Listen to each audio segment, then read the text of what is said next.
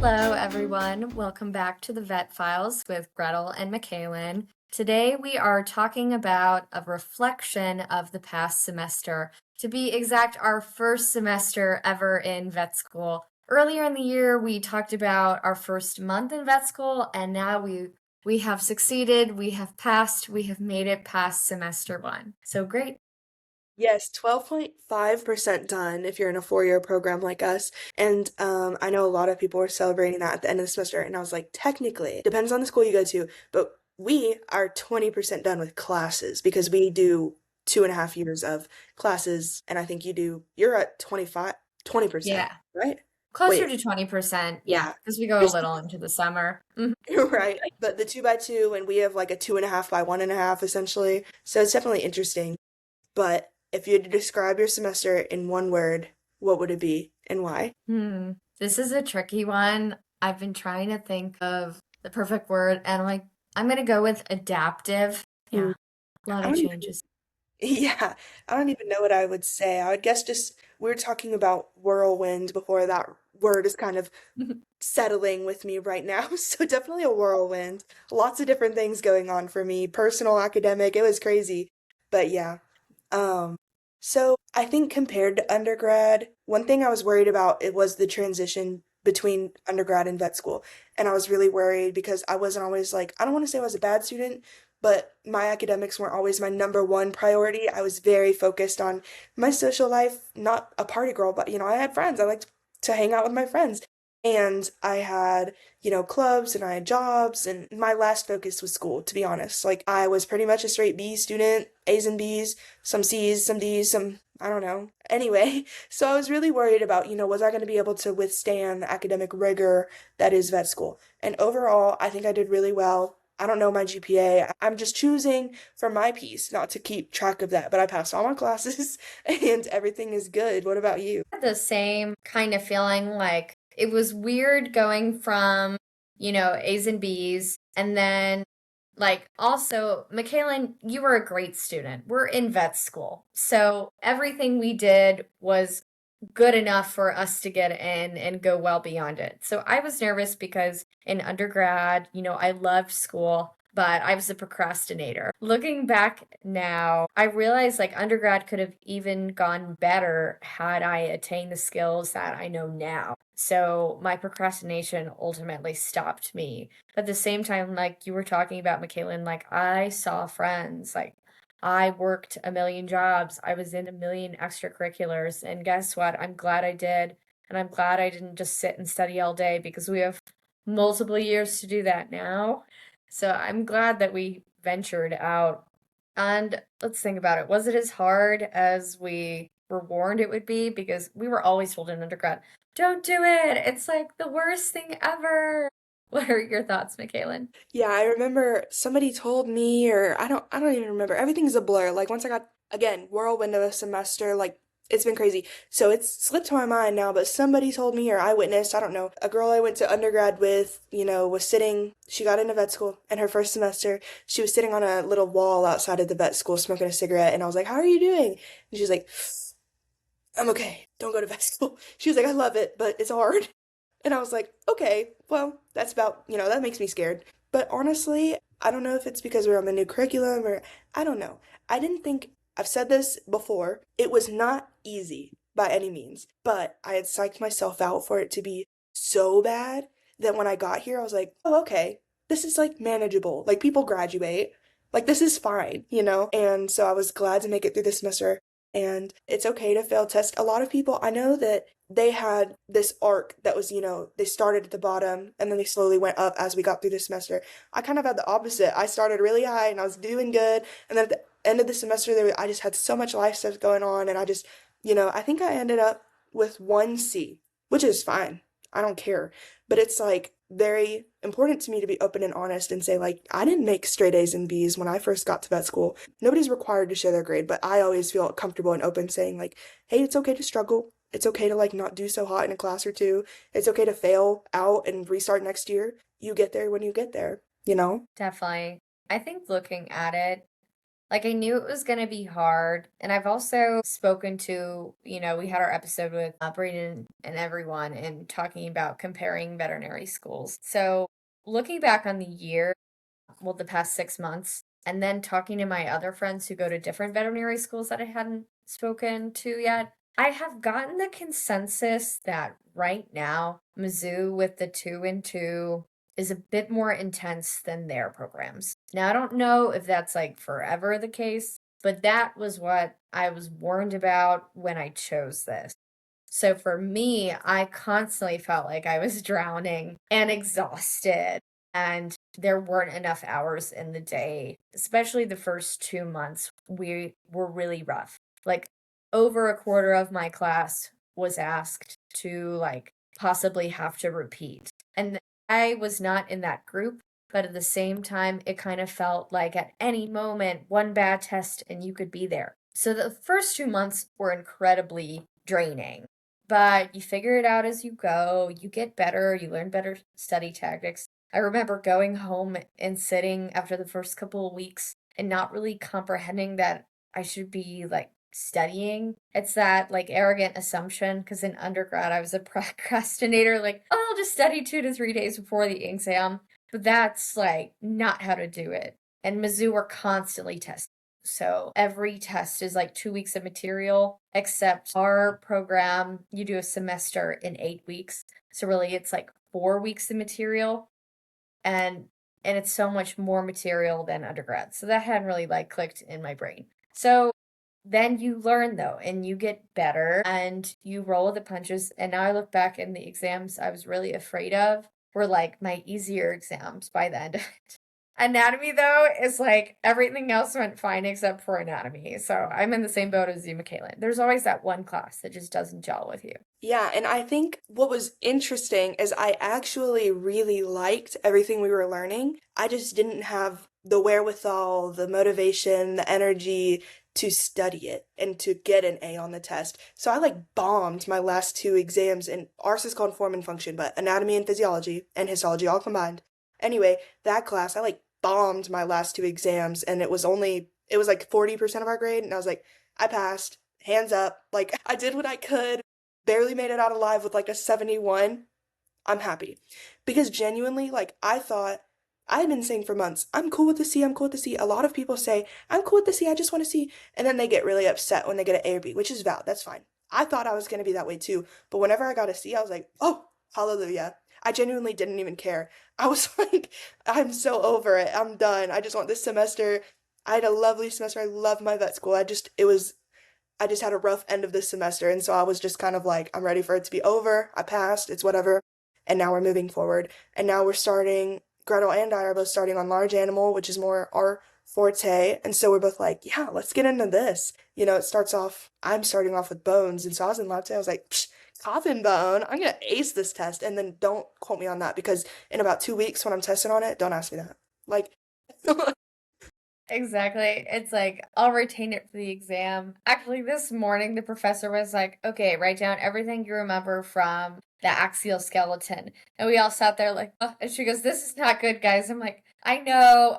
Okay, it's Monday. It's 9 a.m. I guarantee we know more than we think. So that was funny. But anatomy was not my favorite. My favorite instead, let's see. See, sometimes I felt like I just had to study so much that I didn't even have time to pick a favorite. Because it's like, I don't have time to have an emotion about this. I just have to do that. That sounds horrible, but it's true. Like, people were like, oh, aren't you miserable or anything? I'm like, no, I don't really have time to have emotions about it. I just have to do it to survive. And so what? That's okay. That's just my reality. And while I was away for the 2 weeks, I was like, you know what? I can come back. I can do this again. And I'm looking forward to coming back and doing this again. I know, like, our professor did the same thing, 8 a.m., or I guess it was 9 a.m. this morning. They were like, okay, write down, we started with the thoracic limb. And they said, write down proximal to distal, every bone, and then another list, write down every joint from proximal to distal of the thoracic limb of the canine. And then I'm going to teach you about, the differences between that and the horse. And we were like, okay. Apparently there was pre-work. Apparently we were supposed to do that as pre-work. Didn't read that. I didn't look at that. I was like, I'm not starting before 8 a.m. on Monday. I'm going to write my schedule down. I'm going to make sure I don't have like quizzes due before 8 a.m. Monday, and then I'm just going to show up. And so I was like, okay, didn't do that. Of course, that's not the hardest thing in the world, but doing it off of memory without like a model, I think it's easier with a model to say, oh, this is this joint, this joint, this joint. Then you have to go in your head and think about that. But yeah, that was definitely not what I expected first out of the gate lecture. Because we started off with an intro to this current course because it's still new and there's a lot that doesn't make sense to some people at first because it's the new curriculum and it's set up a little different. Our lab is completely different than what we did last semester, which I think is pretty consistent across the board because you go from dissecting a full dog because, dogs, they're not easier to get, but they're easier to fit 200 or however many you might have in the room. Whereas not every student is going to be able to dissect out a whole horse. It's not reasonable. So we were kind of prefaced by saying, like, okay, here's how it's going to go. We're going to have stations, we're going to have this, which I much prefer. But I think you can't really get through vet or med school without doing a dissection. It's like a rite of passage. Even though I didn't really enjoy it, I worked necropsy. I was like, I'm over this. But You've seen it too many times now. I am not a fan of like cleaning the fat and fascia off, but I am so excited that we're doing horses and ruminants. I would say anatomy was my least favorite just because of the sheer volume of everything. In my brain, I have found its max capacity. And with Mizzou's, like we're tested every 2 weeks. So really, like even if you went into the anatomy lab every single day before the exam, it's really not that much time because just to get through a little chunk of it takes hours, and then you have to go back and do it again and again and again. But I am figuring it out as we go, and obviously I passed. So I survived. On to the next. My favorite course is probably cell bio because we learned a lot about cancer, and that's one of my biggest interests. And it actually came in handy a lot because unfortunately I had one dog who passed away from cancer this year. And I have another one, the one who just jumped on the bed behind me, who just got diagnosed with melanoma. So it's horrible and it's sad, but I do understand it. And I feel like that's helped me a lot throughout this process. Like it even helps to grieve it because you understand how it works or treat it. Like, oh my gosh, I've thrown everything that I can think of and researched at them. So I'm probably, hopefully, prolonging their life a little bit. It definitely changed my view on vet med, being able to understand these kind of conversations now. yeah, it's hard to go in. Like, similar to you, we both had a crazy year with animals, and one of my dogs had like this crazy, massive mystery mineralized tumor from his eyebrow to the back of his ear, and it was like, what is that? I still don't know. I don't even want to know, to be honest. I was like, I'll learn about it later. I've asked vets about it, and they're like, I've never seen that. And I was like, then I don't need to know. You know what? Keep it out of my head. I don't need that. Anyway, it is definitely interesting. It made me think about, well, what if I did? I genuinely considered it for a minute. I was like, I think oncology as a specialty is really interesting. I could possibly do it. But I mean, I cry when I see like internet dogs die. I was like, I probably shouldn't do that. Like, I'm not like tough enough in front of the patients. I'll just cry. Because when somebody else starts crying, then I start crying. So I was like, I can't. And then I did not know that holiday season was peak euthanasia season. And so going into a externship, two externships during the break, both small animal GPs, and just doing euthanasia after euthanasia after euthanasia. I had no idea. I put two of my dogs down, unrelated. I'm not killing my dogs. It was just bizarre. Anyway, putting that out there because that sounds kind of crazy. Anyway, I had to put two of my dogs down on the week of Christmas, on Christmas Eve and the day after. And I did not realize that so many families go through that. And then I started seeing on social media a couple vet influencers that I followed were like, oh, it's peak euthanasia season, give your vet a hug. And I was like, what? So I tried to look it up and I thought it was very interesting. Getting off topic here, but I don't know, it's something to look into if you want to be a vet. I didn't really find any definite answer on why, but basically a lot of reasons, something to be aware of, because I was not aware of that and not prepared for that. Going into my little externships and putting down like 7 dogs, 10 dogs a day, I was like, oh, okay, that's fine.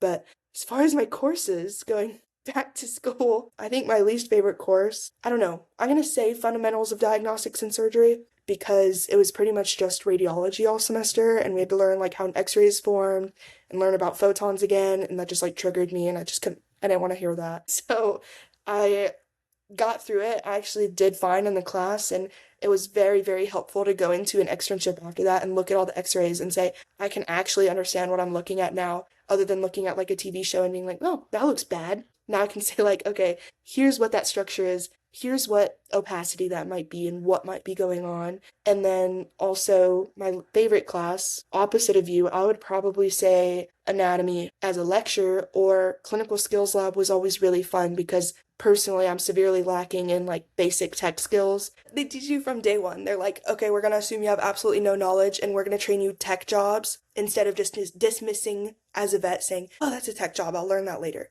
They're saying, okay, I want to teach you from a tech's perspective how to train your techs in the future. You know what I mean? I thought that was really helpful for me as somebody who had never teched personally to go in and say, okay, here's how you do a blood draw. Here's how you take an x-ray, not interpret it. Here's how you do basic, restraints. Cool. That was very helpful to me. So I really like that class. It's interesting to hear. Like, I have friends at three other veterinary schools, or three or four, and comparing with them, like the order of things that are taught, because we are all taught the same exact things, just at completely different times for some people. So that is really interesting to hear about, because we did a little bit on radiology and a little bit how it works, but it was like a couple slides. It wasn't something huge. Speaking of like things being different, Mizzou, we constantly are tested. We have like 2 to 3 quizzes a week. And then we have, let's see, it'll like skip a week, but I normally have 1 or 2 exams per week once we move further into the, we call it IP. That's like our version of like an 8 week semester. So for me, it was constantly like you were in a state of, I need to be on. Like my brain needs to be working to keep up in order to like prepare, because there's so many coming at you. And I think that was the hardest adjustment, because I used to be a procrastinator, but I can't do that anymore because you're constantly on. So it was kind of like my brain had to work like a muscle. Like when you go back into the gym and you're exhausted the first day because you haven't used it in a while, like I felt my brain being so tired. And then you just got used to it. And then I'd be able to take shorter breaks. Like I couldn't do long breaks because I could feel myself like needing to go back to the work. I don't know, Michaela, how did you feel? I kind of, so different than yours. There's pros and cons to both. I'm not gonna sit here and say that I hate mine or I hate yours, because really they're very different and you can't really compare them. It's comparing apples and oranges, truly. Because you, like you said, you're tested more often, but in theory on less lectures. I have the opposite problem where I'm tested less often, but it'll be on like 8, 12, 14 lectures. So you have to pull information from however long ago that first lecture was and relearn it to the fullest, you know. I don't know, it's very interesting comparing the two. I've thought about it a lot. I still can't choose a favorite. I think I like this one just because I don't personally struggle too much with exam anxiety. I struggle with, oh my God, I'm not studying right now and I have an exam next week anxiety. Does that make sense? It's like not the exam itself, but the studying for the exam is what makes me anxious. Because I'm like, I'm not studying hard enough. I'm not studying good enough. Once I get into the exam, I'm over. I don't even study the day of exams. I'm like, whatever I know now is what I'm going to know in an hour. I'm not learning anything new between now and 2 p.m., whatever. So that's usually how I go into it. But I know you test way often. Does that kind of just negate pre-exam anxiety, or is that something you still have to deal with? I think you get used to it. At least for me, I don't sit down an exam and freak out because I know that will not help me. Like by the time I get to it, like I know I've already put in the effort to do like as well as I can. Like I'll go over a Quizlet that's like 400, 500 terms at least once or twice. I've read all the PowerPoints. I've gone through everything that I possibly can. And for me, that has to be enough. So if I get above, let's see. Let's just say like my goal is to pass every single exam. And by the time I move through like a 400 to 500 term Quizlet, take practice exams, look at all the PowerPoints, I know I can get that. So after learning that, even though it takes hours, I cannot even explain hours in order to prepare for even one exam that's supposed to not be that hard. That's not true. It is always hard. Like, don't listen to others. Like, prepare like it's a hard exam always. Like, it will be fine. So I'm just like, I know what I need to do in order to do fine. But if I don't manage my time well and I can't prepare in the way that I know I need to prepare, that's when I have anxiety and stress, not the test itself. Exactly. I always get stressed in like the week of, but not the actual exam. Actual exam, like I said, I know what I'm going to know, but I adopted that habit in like high school. Like I never studied in high school, but when I got to college, I would study and I would go and sit in the exam. Other than OChem, OChem is the exception.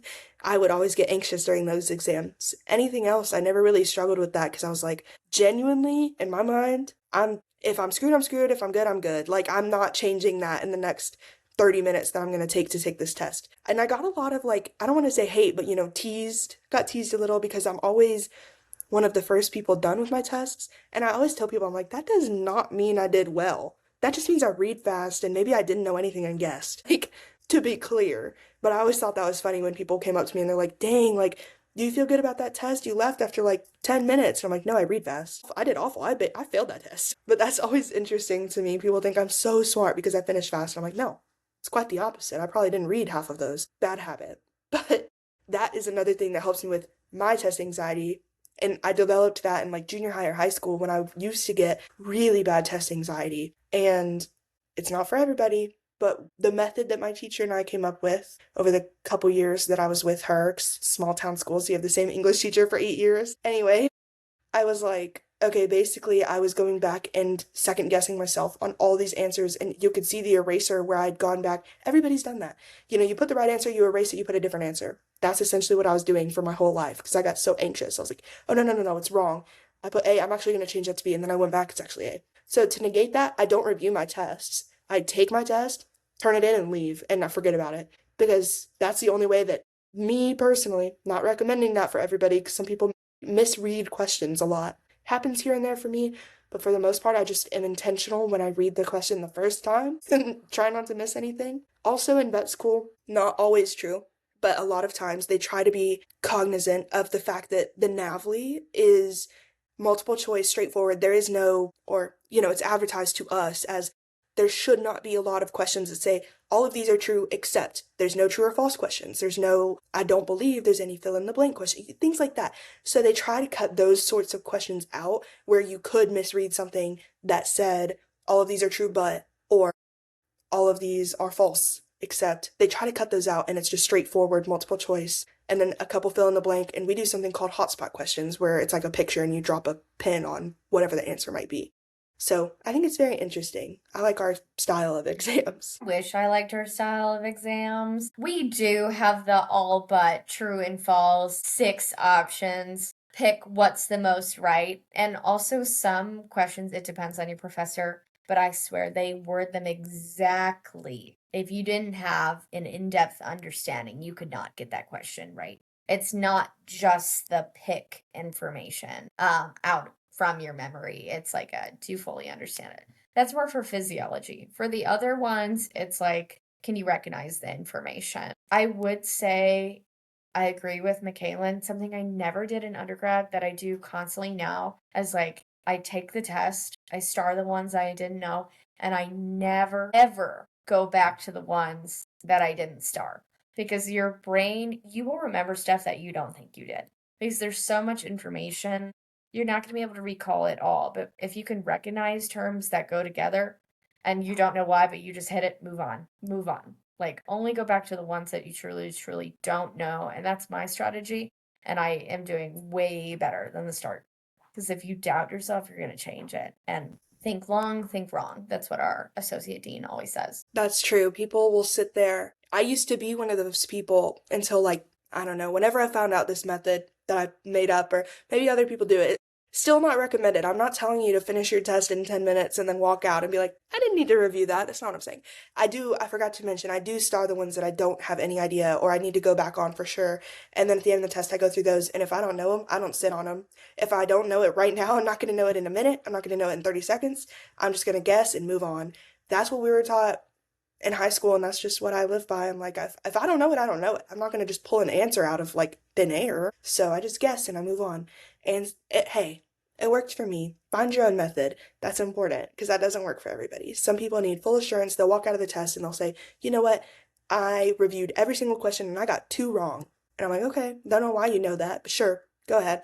Anyway, speaking of exam methods, what are your favorite study methods? You mentioned association. I don't know how to put into words what I want to say, but association is key. And your professors will teach you that. If it's like, it depends on the curriculum. But if you're learning all of the bones, they're usually, I say usually, they are named after the muscles that insert on them and vice versa. So if you're learning the bones, it's good to start associating those terms with muscle names, if that makes sense. The deltoid tuberosity, the deltoid muscle, it all kind of fits together. So using association, that applies through all of my personal classes because then you go to radiology or something and it's all the same, repeated, but you have to connect those dots, apply them. But I don't know if that's a study method so much as a mindset. I think it is because you have to think of it as like a system. If you try to memorize it like a list of 1,000 words, your brain just can't, my brain just can't do that. So trying to make sense of it, I think I have to get, the only way to make sense of it is to like get out of the panic. And that was the hardest part for me, is because I would be stuck in the panic mode of, oh my God, I have to know all this and all these itty bitty details. But like trying to make sense of it. What helped me a lot to make sense of things is looking at other people's study materials. So, like at Mizzou, we have password protected Quizlets that we share that are approved by the school. So, I would look at my friends' Quizlets, and seeing how they decipher the PowerPoints is incredible in comparison to me because they pick up on information that I didn't pick up on. And they also spend an insane amount of time like doing Quizlets all the time. And I cannot form a Quizlet as amazing as these people. I have tried and failed. So, me doing their 400 term Quizlet helps me so much. And I've spoken to them about it. I'm like, I did like 10% better on an exam after I started using their Quizlets. And I told them, I'm like, you read in, I cannot read like that. I don't know how you're so perceptive because they will describe an image on a PowerPoint and my brain doesn't really look at that. It just looks at the words. And they'll like form questions about that image and somehow they like have a better gauge of what the professor is going to ask, like in the depth that they will ask. Because my brain will only go to the words. So I love using their material, which I know, Michaela, and you guys don't do as much of that. As much Quizlets or As much your school doesn't like share as much. Mine does.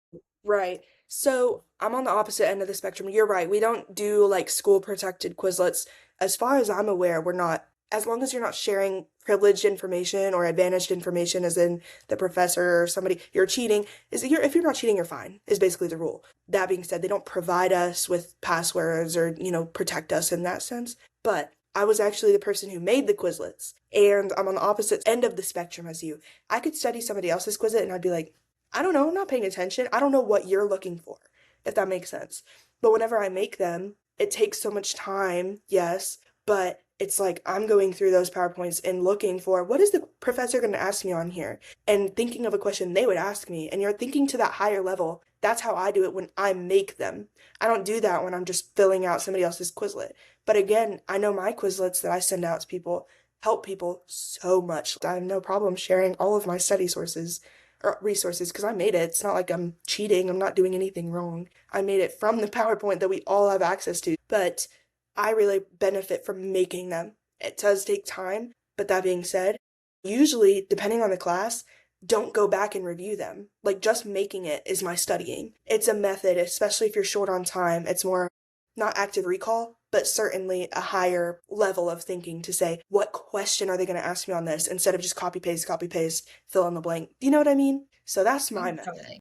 That Totally. It's definitely like helps. more thorough. Yeah. Yeah, and as far as bad study methods, I tried a lot because, like Gretel said, it takes a minute to get in your flow. Also, my study methods have changed. Every single class that I've ever taken, I need a different study method. I used to use like solely my iPad for all of my classes. Now I keep everything in Google Docs. All of my notes, unless it's like a drawing heavy class, which is rare for anatomy, all of my notes are stored in Google Docs separated by class and exam. So I'll have form and function 1, exam 1, massive Google Doc with all of my notes highlighted. I've gone through it 4 times and edited that and added questions, added review questions. You know what I mean? I do everything off of these Google Docs. And then if I really need help with that subject, I will make that into a Quizlet, like immunology, which is just rote memorization. Anatomy, I don't really make Quizlets for because that doesn't help me. It's more thinking, and I don't know. It's just not one of those things that I have had an easy time translating into a Quizlet. I think there are different approaches for different classes. Like one thing doesn't work for all of them. And I swear, like preparing for anatomy, histology, and embryology are a little bit more similar because it's like memorization like crazy. But anatomy, I have to spend a lot of time in the anatomy lab. Like I have figured out that some people in my class can just like draw it out on a sheet, take a look at it. My brain can't translate it from images on the internet to the actual cadavers. So like I have to go into the lab and see it and find it, not just watch like the videos. Like some people can watch like Quiet Night ER. That's one of them. Or the Minnesota videos, like Carnivore Canine or something like that. That is not as helpful. It's helpful when I am physically there and watching the videos. So I like it's a lot of figuring out. I remember panicking and trying like 6 million methods, which is not the way to do it. But what else are you going to do? You're just trying to survive. So I recommend asking other people what works for them and try that. Don't just like panic and try 6 million things at once. But not Yeah. just talking about academics. Why don't we talk about some of our favorite memories? Should say some things that come to mind are we had something like the smoker, the toaster. We have like three different events over time. So we had our first one, and that was like a cute barbecue with the vet students. We also had the dog jog, which is like money for charity, and people run with their dogs in costumes. And it was so cold that day, but that was really fun. And then SAVMA elections and like working on this team and like seeing what difference we can make in the future with training has been really, really cool. What about you, Michaela? What are your favorite moments? I had a lot. It was really fun. I will never regret coming to vet school. It's been one of the best decisions. At first, I doubted it for a while because I think I've talked about it, but I didn't think I was going to get in this year. I applied because my dad said, you can't win the lotto if you don't buy a ticket. And I said, okay, I'll try it out. So then when I got in, I was like, oh, I have to go. Anyway, so it was definitely like, I don't want to say it threw me for a loop. I was hoping I got in, of course, but I thought I wasn't really prepared. Of course, you'll never be fully prepared. There's nothing you can do to make yourself 100% prepared before you're like 50. You have to really work at that. You just got to go in and do it. So, my favorite memories, I would say finally like finding a good group of friends that I feel comfortable with. For me, I struggled socially, and I don't know if you can tell, but I'm a talker, so that's really weird for me. I was like, why can't I make any friends? And I think the main reason is because if you're only going to class and you're focusing in class and not talking, it made it really hard for me personally to make friends. So it took me a while, but I got there. That was something that was frustrating to me, but now that it's there, I love everybody that I know. I just love hanging out with people, and I'm a people person, obviously. My other favorite memories, I don't know. I mean, like there's just so many. I genuinely couldn't tell you. I would say probably like first day doing clinical skills. That was so fun, like being like I'm doing something. I'm putting my hands on something. And then I know you did SAVMA. I got not elected, but I was chosen to be our Hills primary representative. That was important to me. That was exciting. So accomplishing goals and doing extracurriculars while you're in vet school is possible. It's interesting. I'm also an officer for two other clubs, but it's different than undergrad and high school. They're very low commitment level, like not SAVMA, I don't think, but the like smaller clubs, the more niche clubs, they're very low commitment level. It's up to the school and up to the place, but I would say most LSU clubs do a lot of lunch and learns. They're very lunch and learn heavy, and then actual meetings and fundraisers and all of that is, minimal. They know we're all vet students, like we're all busy, and I rarely have meetings for much. But I think it was very doable. That was one thing I was worried about as somebody who was very involved. I was like, am I going to be able to do extracurriculars? Like, it's important to me. And I've had no issue, truly. Yeah, extracurriculars have been really fun. I would say I was really overwhelmed in the first couple months of school, so I didn't do as many like of the individual clubs. Like I'm a part of them, but I maybe went to like one or two meetings, which is unfortunate. But also like we have some wet labs, but our upperclassmen get chosen first. So we also have lunch and learns. I went to a couple of them. That is something I do regret, but I think because I was trying to survive and like figure it out, it's like what I needed to do. Now that I have like a handle on things, like I am determined. Like 2026 is the year of the horse. That is my favorite animal ever. It's supposed to be like a year of resiliency. And I do feel that. So that's my goal. I'm going to go to more meetings. I'm going to be more involved. SAVMA is not a small undertaking. And so I kind of like it because on APVMA, like Michaela and I we could be involved with everything. Like we had small commitments into all these like tons of organizations. And that's what I love. I love being able to like witness it all. So I do love my other clubs because I love horses. I love equine time. But at the same time, I love being like a little bit involved in everything. And I get to do that through Sabma. So I'm really excited for that. And the friends that I've made have been incredible. They are so like emotionally intelligent. They're just intelligent in general. They're funny. They're there for me. And I feel like it's easier to relate to them than a lot of people like throughout my life because we all have the same common goal and we all work really, really hard. And we've all been like deliriously tired and stressed and hungry and crazy together. So it really does bond you. I'm excited for anyone who gets to go to veterinary school, even though it's a lot, but we can do it. Yeah, I would say overall, this semester, even though it was tough in my personal life, there was just so many high points. Not a lot of low points. My low points were still midline. You know what I mean?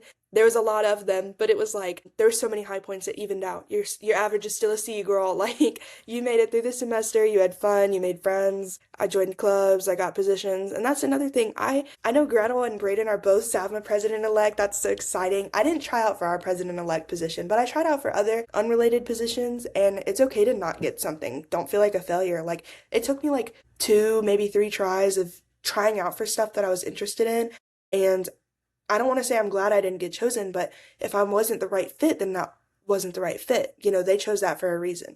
So if I didn't get something, I was like, okay, that's okay. Let me move on to the next thing and try something else. And then eventually I landed on, the Hills student rep, and it finally, like, I clicked with the team, everything was great, and it just worked out. And I was like, I didn't, I don't know, by the end of it, I think I'm done signing up for positions with stuff, but all of our positions and elections were at the same time. So I was like, okay, I have to try out for like these three things that I'm really interested in, and whatever, sticks to the wall sticks. And I ended out with like two very small officer positions as like wet lab coordinator, and then the Hills position, which was important to me. So I was like, okay, I'm happy. Like I'm involved enough. I'm checking out. I'm not committing myself. And I did join a lot of clubs because I didn't know what I was going to do yet. But I never went to a single lunch and learn. I don't know why. I just didn't really have a lot of friends for the first 2 months. So I was like, I don't want to go sit by myself. Like I would rather go hang out with my friends or my boyfriend outside of vet school. And so I did that. Yeah, overall it was crazy, but it was a good semester. So looking ahead, what are our main goals for this semester? Mine are to pass. I don't care about A's and B's.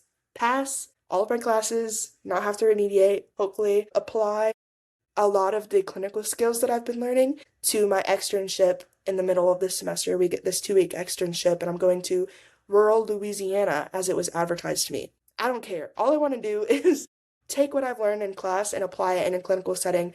And when I did externships over the break, I didn't have goals in mind when I went in, but I didn't have goals in mind. So I was just like, I don't know, teach me something. But now I know ahead of time to go in and say, I want to do this. And that's what I'm going to do.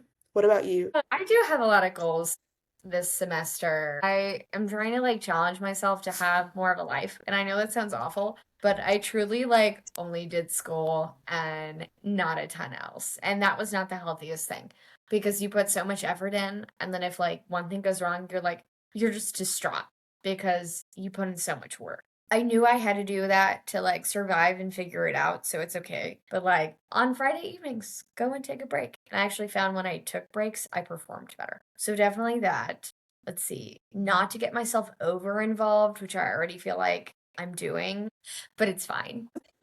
So, biggest takeaways from the year of 2025, and then maybe also the vet semester, because we did talk about the semester this episode. But Mhm. from the year, I would say I've been living by this. You can't win the lotto if you don't buy a ticket. I say it all the time, but it's true. It applies to so many things you don't even know. It's just like Gretel's, year of yes. Same thing. You can't win the lotto if you don't buy a ticket. You can't do something, you can't win something, you can't accomplish something if you don't try. So I would say the same thing for my semester. That's my takeaway. You can't make friends if you don't try. You can't get a position in a club that you want if you don't try. Can't get into vet school if you don't try. I'm not saying it's guaranteed, but throw your hat in the ring and if it works out, it works out. What about you? Oh, definitely. I think just because you're struggling, that doesn't mean it's going to be forever and that you can figure it out over time. And like understanding, like gauging what success means. It doesn't have to mean like being perfect. I will never be like that in vet school. It is way too hard to be perfect. Just like doing enough and like giving yourself time to breathe is exactly what you need to be doing. And also, just it's okay to not be doing super well and then figure it out later. Like that, I think is the biggest theme in vet med. Is like even we're told, even when we're done with school, the first 5 years are incredibly hard. So it's okay because you have to be comfortable with the uncomfortable. That's my biggest takeaway. Exactly. And I say it all the time, but failure is never the end. I failed so many things you wouldn't even know. I failed OChem too. I never passed it. Didn't need it. Hey, I'm here. You know what else I failed? I failed, I don't know, but enough things that I know what I'm talking about. And it's okay to not get something. It's okay to get C's, D's, whatever. Grade doesn't define you. GPA doesn't define you. All the cheesy sayings, they are true. Sun always rises tomorrow. What other cliches should I say? Like, anyway, but they're all true. They're all cliches for a reason because they happen, because they're true. So maybe listen to them here and there. But finally, one word or phrase you're carrying into the next semester. This is a good one. I have to think about it. Oh, it's Year of the Horse. It's my year. That just is what I'm going with.